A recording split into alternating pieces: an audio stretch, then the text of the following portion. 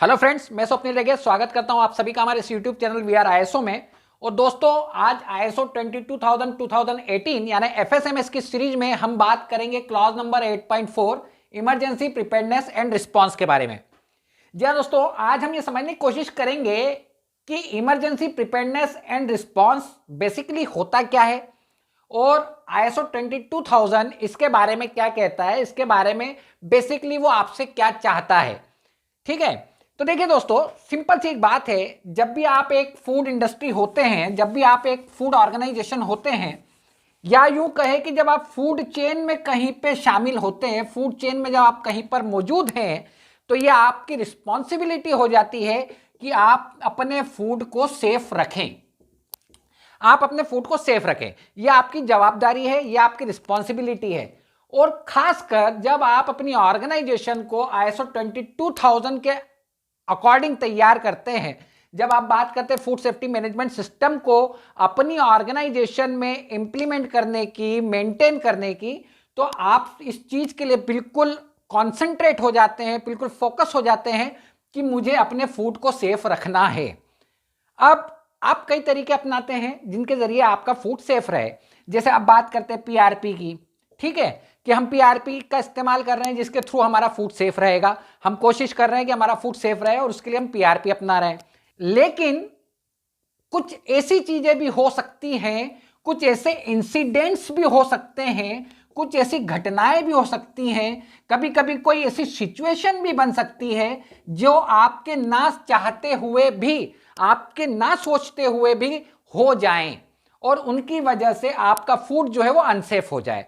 यानी कभी कभी कोई ऐसी इमरजेंसी हो सकती है, कोई ऐसे इमरजेंसी एक्सीडेंट हो सकता है, कोई इमरजेंसी इंसिडेंट हो सकता है, कोई ऐसी इमरजेंसी सिचुएशन जनरेट हो सकती है जिसकी वजह से आपका फूड जो है वो अनसेफ हो जाए, आपकी फूड सेफ्टी के ऊपर इफेक्ट पड़ जाए, इंपैक्ट पड़ जाए। इसे ऐसे समझिए, मान लीजिए कभी आपके ऑर्गेनाइजेशन में आग लग गई, फायर की इमरजेंसी हो गई, आग लग गई।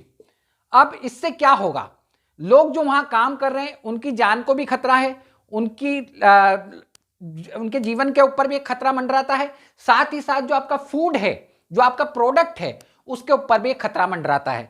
उस पर भी अनसेफ होने का एक टेंशन, एक रिस्क जनरेट हो जाता है। या मान लीजिए कभी अर्थक्वेक आ गया, भूकंप आ गया, ठीक है, या मान लीजिए आपकी बिल्डिंग जो है उसमें किसी तरह से वो कहीं गिर गई, सपोज बाय चांस, या सीलिंग गिर गई, छत गिर गई, तो इससे ना सिर्फ लोगों की जान को खतरा है, साथ ही साथ आपके फूड को भी खतरा है। अब आपसे ये clause emergency preparedness and response या क्लॉज 8.4 ये कहता है अपने 8.4.1 सब क्लॉज, जिसमें कि जनरल रिक्वायरमेंट इसके बारे में बताई गई है क्या करना है, तो वो आपसे ये कहता है कि जो आपकी ऑर्गेनाइजेशन का टॉप मैनेजमेंट है वो पता लगाए कि क्या क्या इमरजेंसीज हो सकती हैं जिनकी वजह से आपका फूड अनसेफ हो जाए। आपको पता लगाना होगा कि आपके ऑर्गेनाइजेशन में क्या क्या इमरजेंसी सिचुएशंस या इमरजेंसी इंसिडेंट्स हो सकते हैं। याद रखिए, यहां पे बात कही है हो सकते हैं। एक्सीडेंट हो जाने के बाद, इंसिडेंट हो जाने के बाद आपको एक्शन नहीं लेना है, आपको पहले ही यह चीज पता लगानी है कि क्या रिस्क हो सकती है, क्या इमरजेंसी हो सकती है, और उस इमरजेंसी को रोकने के लिए, उस इंसिडेंट को रोकने के लिए आपको प्रिवेंटिव एक्शन क्या लेना चाहिए या आप क्या लेंगे, इनको आपको प्रिपेयर करना है। टॉप मैनेजमेंट को प्रिपेयर करना है कि क्या इमरजेंसी हो सकती है, उनका पता लगाया जाए और उन्हें रोकने के लिए क्या प्रिवेंटिव एक्शन लिए जा सकते हैं, उनको वो प्रिपेयर करे, उन्हें वो तैयार करे। ये बात आपसे ये क्लॉज 8.4.1 जो general requirement emergency preparedness and response को लेकर कही गई है उसमें बताया गया है। उदाहरण के लिए, एग्जांपल के तौर पे आप समझिए, मान लीजिए आपकी ऑर्गेनाइजेशन में इस चीज का चांस है कि फायर लग सकती है। ठीक है, फायर एक ऐसी चीज है जो लग सकती है, हो सकती है, शॉर्ट सर्किट हो जाए तो आग लग सकती है, शॉर्ट सर्किट हो गया आग लग सकती है। या आपके यहां पर छत, आप मान लीजिए आप किसी ऐसी जगह पर रहते हैं, आपके ऑर्गेनाइजेशन किसी ऐसी जगह पर है जहां पर कि भूकंप आने के चांसेस ज़्यादा हैं। आपकी ऑर्गेनाइजेशन एक ऐसे शहर में है, एक ऐसी जगह पर है जहां पर कि भूकंप आते रहते हैं, ठीक है, तो आपके यहां पर अर्थक्वेक आने के चांसेस है, तो आप पता लगाएं कि ये इमरजेंसी है जो हो सकती है। अब इन इमरजेंसी के हो जाने पर आप क्या करेंगे, आपको उन प्रिवेंटिव एक्शंस की लिस्ट तैयार करनी है। वो प्रिवेंटिव एक्शन आप क्या लेंगे ये आपको बताना होगा। आग लगने पे आप क्या करेंगे, आप एक तरह से कहीं ना कहीं आपको अपने लोगों को फायर की ट्रेनिंग देना होगी। ये प्रिवेंटिव एक्शन है। आप पहले से ही लोगों को फायर की तैयारी करवाते हैं कि आग लगने पर उसके ऊपर काबू कैसे पाया जाए, वो क्या करना होगा आपको, ये सारी प्रिवेंटिव एक्शंस में आते हैं।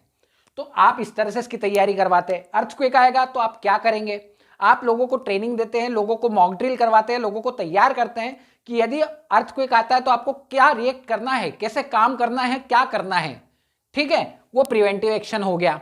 तो इस तरह से आपको टॉप मैनेजमेंट को ये चीजों का ध्यान रखना है और इस तरह से उसे काम करना है। ये बात क्लॉज 8.4.1 में कही गई है।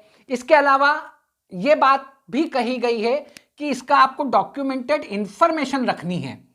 मतलब आपके पास एक इमरजेंसी प्रिपेयर्डनेस रिस्पांस प्लान यानी ईपीआरपी जिसे हम कहते हैं, इमरजेंसी प्रिपेयर्डनेस रिस्पांस प्लान आपके पास बना होना चाहिए। एक डॉक्यूमेंटेड फॉर्म में वो आपके पास होना चाहिए और जब भी जरूरत पड़े उसको आपको रिव्यू करना चाहिए।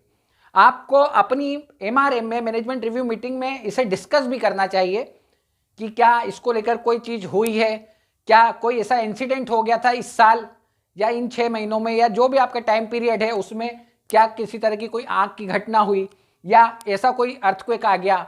या एक और जो नई चीज आजकल आई है वो बायोटेररिज्म। बायोटेररिज्म नाम का एक और इमरजेंसी आजकल जनरेट हो गई है, जो कि इसमें मेंशन भी कही गई है कि बायोटेररिज्म से आप अपने फूड को कैसे बचाएंगे। ये भी एक तरह की इमरजेंसी है और इसमें आप क्या प्रिवेंटिव एक्शंस लेंगे इसको भी आपको मेंशन करना होगा। बायोटेररिज्म में बेसिकली ये होता है कि जो आपका फूड है वो जनरली, जैसे मान लीजिए मार्केट में आ गया, तो हो सकता है कि कोई उसमें कुछ ऐसी चीजें मिला दे जिसकी वजह से कोई वायरस फैल जाए या कोई बीमारी फैल जाए, उसे कंज्यूम करने वाले लोगों में किसी तरह का कोई खतरा जनरेट हो जाए। आपकी ऑर्गेनाइजेशन में ऐसा कुछ नहीं हुआ, लेकिन जब वो प्रोडक्ट बाहर निकला, मार्केट में पहुंचा, तो हो सकता है कि कोई उसके साथ इस तरह का कुछ दुर्व्यवहार कर दे, उसके साथ कुछ ऐसा गलत कर दे, ठीक है। तो ये बायोटेररिज्म है। ऐसे कंडीशन में, ऐसे केसेस में आप क्या प्रिवेंटिव एक्शन लेंगे, ये चीजों का आपको ध्यान रखना होगा। इस तरह की इमरजेंसीज का आपको पता लगाना है और उनका प्रिवेंटिव एक्शन क्या होगा ये आपको बताना है। इसका एक डॉक्यूमेंट तैयार होगा, डॉक्यूमेंटेड फॉर्म में चीज तैयार होगी जिसे हम ईपीआरपी कह रहे हैं, emergency preparedness and response plan. ये आपको बनाना होगा, ये आपको तैयार करना होगा। ये बात क्लॉज 8.4.1 में कही गई है। अब हम बात करेंगे clause 8.4.2 handling of emergency and incidents. कैसे आप इमरजेंसी और इंसिडेंट्स को हैंडल करेंगे उसके बारे में हम बात करेंगे क्लॉज 8.4.2। तो देखिए दोस्तों, अब बात आती है कि यदि कोई इमरजेंसी हो गई, कोई इंसिडेंट ऐसा हो गया जिसकी वजह से फूड के अनसेफ होने की चांसेस बनते हो, तो आप उसे कैसे हैंडल करेंगे, यह बात आपको क्लॉज 8.4.2 में बताई गई है। और इस क्लॉज में आपसे ये कहा गया है कि जब भी ऐसी कोई इंसिडेंट हो जाए, ऐसी इमरजेंसी हो जाए, तो आपको क्या काम करना है और कैसे काम करना है। इसमें सबसे पहले आपसे ये कहा गया है कि इस इमरजेंसी पे आप रिस्पॉन्ड करें। आपको रिस्पॉन्ड करना है इमरजेंसी पे, जो भी इमरजेंसी हो गई उसके ऊपर रिस्पॉन्ड करना है। और आप ये कैसे करेंगे, ये किस तरह से किया जाएगा, तो सबसे पहले आपसे ये कहा गया है कि आप जो भी लीगल रिक्वायरमेंट है, जो भी लीगल कंप्लायंसेस हैं, उनके अकॉर्डिंग आप काम करें। मतलब जो भी लीगल रिक्वायरमेंट है उनको आप फॉलो करें, उसमें क्या बताया गया है उसके अकॉर्डिंग आप काम करें। कहने का मतलब यह है कि यदि फायर की इमरजेंसी हो जाती है, आग लग जाती है, तो आपको क्या चीजें कही गई हैं गवर्नमेंट एक्ट में, क्या बातें फैक्ट्री एक्ट में कही गई हैं, किन चीजों का ध्यान रखना चाहिए, उस समय उस अकॉर्डिंग आप काम करें, ठीक है। आपको इन चीजों का ध्यान रखना है, आपको इन चीजों के अकॉर्डिंग रिस्पॉन्स करना है उस इमरजेंसी पे। दूसरा, आपको कम्युनिकेट करना है अब इंटरनली। आपको इंटरनली लोग जो है आपके, उनको कम्युनिकेट करना होगा, उनको बताना होगा, उन तक इस खबर को पहुंचाना होगा कि इस पर्टिकुलर सेक्शन में आग लग चुकी है, ठीक है। अब इसके लिए आप क्या कर सकते हैं, इंटरनली आपको कम्युनिकेट करना है, इंटरनली आपको अपने इस इमरजेंसी के बारे में बताना होगा। तो आप क्या कर सकते हैं, जैसे आप एक सिस्टम बना सकते हैं कि आपके यहां पर आपने एक बजर लगाया या आपने एक हॉर्न जैसा या कुछ सायरन जैसा लगाया कि जब भी कोई इमरजेंसी हुई सीधे जाकर उस हॉर्न को प्रेस किया, उस हॉर्न को दबाया, उस ब्लो किया और एकदम सायरन बज उठा और सभी को पता चल गया इंटरनली कि आग लग चुकी है या कोई इमरजेंसी हो गई है। ठीक है, आप इंटरनली आपको कम्युनिकेट करना है। आप हो सकता है कि जो भी आपकी फायर सेफ्टी की टीम है उसके हेड को आप इन्फॉर्म करें, कॉल करें, उन्हें बताएं कि ऐसा ऐसा इमरजेंसी हो चुकी है। कहने का मतलब यह है कि इंटरनली कम्युनिकेट करना होगा।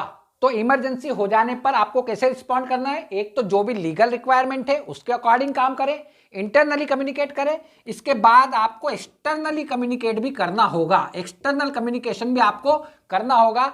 जो भी बाहर कोई ऐसी जगह है जहां पर आप कम्युनिकेशन कर सकते हैं और लोगों को बता सकते हैं कि हमें मदद की जरूरत है, वहां पर आप कम्युनिकेट करें। जैसे फायर ब्रिगेड जिसे हम कहते हैं, अगर आग बहुत ज्यादा बढ़ चुकी है तो वहां पर आप कॉल करें, वहां से मदद मांगे, उन्हें बतलाएं। यदि आपके यहाँ पर कोई इंजरी हो गई है, लोगों को कोई नुकसान पहुंचा है, तो एम्बुलेंस को इन्फॉर्म करें, एम्बुलेंस बुलवाएं। कहने का मतलब यह है कि आपको जब भी इमरजेंसी पर रिस्पॉन्स करना है इन 3 चीजों का ध्यान रखना होगा। लीगल क्या रिक्वायरमेंट है उसके अकॉर्डिंग काम करें, इंटरनली कम्युनिकेट करें, एक्सटर्नली कम्युनिकेट करें। इसके अलावा अगला जो पॉइंट आता है वो ये आता है कि आप इस इमरजेंसी को रिड्यूस करने की, इसको कम करने की कोशिश करें। कहने का मतलब यह है कि आपको करेक्शन करना होगा, आपको इमीडिएट एक्शन लेना होगा उस इमरजेंसी पे। आग लग गई है, हम उस आग को लगे रहने नहीं दे सकते। हम ये काम तो कर ही रहे हैं जो हमें करना है, लेकिन इसके अलावा हमें इस आग पे काबू भी पाना होगा, हमें इस इमरजेंसी को रिड्यूस करना होगा, इसका जो भी इंपैक्ट है उसको कम करने की कोशिश करना होगी, इसके मैग्नीट्यूड को हमें कम करने की कोशिश करना होगी। और इसके लिए आप क्या कर सकते हैं, आपके पास फायर एक्सटिंग्विशर होने चाहिए। इसीलिए हर कंपनी में फायर एक्सटिंग्विशर का होना बहुत जरूरी होता है। ऐसी सिचुएशन को कंट्रोल करने के लिए आप जाएं, आपकी जो फायर फाइटिंग की टीम है वो जाए, उस आग को रोकने की कोशिश करे, उस आग को कम करने की कोशिश करें। वहां पे जो भी पानी से छिड़काव किया जा सकता है, जो भी तरीका अपनाया जा सकता है, उसके जरिए उस आग को कंट्रोल करने की कोशिश करें, उसके मैग्नीट्यूड को कम करने की कोशिश करें, यानी करेक्शन करने की कोशिश करें। यह आपको दूसरा काम करना है अपनी इस इमरजेंसी को हैंडल करते समय। इसके बाद जो तीसरा पॉइंट आता है वो ये आता है कि आपको टाइम टाइम पर इसको लेकर मॉक ड्रिल करना चाहिए। आप सिर्फ ऐसा नहीं है कि जिस दिन आग लग जाएगी उस दिन उस पर हम काम करेंगे, नहीं, आपको उसकी प्रैक्टिस भी करना होगी कि यदि कभी आग लग गई तो हम क्या करेंगे। यदि मान लीजिए कभी हमारे किसी प्रोडक्ट में बायो टेररिज्म की कोई एक्टिविटी हो गई, किसी ने मान लीजिए हम कोल्ड ड्रिंक बनाते हैं, उस कोल्ड ड्रिंक में कोई जहरीली चीज मिला दी, तो हम उससे कैसे अपने प्रोडक्ट को वापस बुलाएंगे, कैसे उसको कंट्रोल करेंगे, उसकी भी आपको मॉक ड्रिल करना चाहिए। ठीक है, आप रिकॉल की एक मॉक ड्रिल कर सकते हैं ऐसी किसी कंडीशन में, तो ये चीजें उसके अंतर्गत आती हैं। आपको मॉक ड्रिल करना होगी हैंडल करने के लिए। इमरजेंसी को हैंडल करने का एक तरीका यह भी है, जहां आप सीधे प्रॉब्लम आने पर हैंडल करने की कोशिश नहीं कर रहे हैं, आप उसकी तैयारी भी कर रहे हैं, टाइम टू टाइम उसको लेकर मॉक ड्रिल भी आप करते रहें। और इसके बाद जो सबसे लास्ट वाला पॉइंट इसमें आता है वो आता है कि आप रिव्यू करें। आप रिव्यू करें अपने ईपीआरपी को, अपने emergency preparedness and response plan को, अपनी इमरजेंसी प्रिपेयर्डनेस एंड रिस्पांस को आप रिव्यू करें। आप उसे अपडेट करें यदि आपको लगता है कि आपके साथ कोई इंसिडेंट हो गया, कोई इमरजेंसी हो गई, तो आप उसे अपडेट करें, उसे रिव्यू करें। तो ये बातें आपको इस क्लॉज 8.4.2 में बताई गई हैं। और जैसा कि हमने आपको बताया कि emergency preparedness and response plan जब भी आप बनाएं तो आपको कुछ चीजों को उसमें इन्वॉल्व करना है। जैसे आपको फायर को लेकर बनाना है, आपको फायर को उसमें इन्वॉल्व करना है। आपको किसी तरह का कोई अगर कोई आपके प्लांट में, आपके स्ट्रक्चर में, कंपनी के स्ट्रक्चर में अगर किसी तरह की कोई नुकसान वाली चीज हो सकती है तो उसको इन्वॉल्व करना है। इलेक्ट्रिसिटी को लेकर आप अगर किसी तरह का कोई इमरजेंसी आपको लगती है तो आप उसको इन्वॉल्व करें। बायो टेररिज्म, इन चीजों को आप इन्वॉल्व करें। ये कुछ पॉइंट्स है जिनको आपको अपने emergency preparedness and response plan यानी ईपीआरपी को बनाते समय इंक्लूड करना चाहिए, करना होगा। तो आज के लिए हमारा वीडियो यहीं तक था। अगले वीडियो में आपसे दोबारा मुलाकात होगी, तब तक के लिए थैंक यू वेरी मच।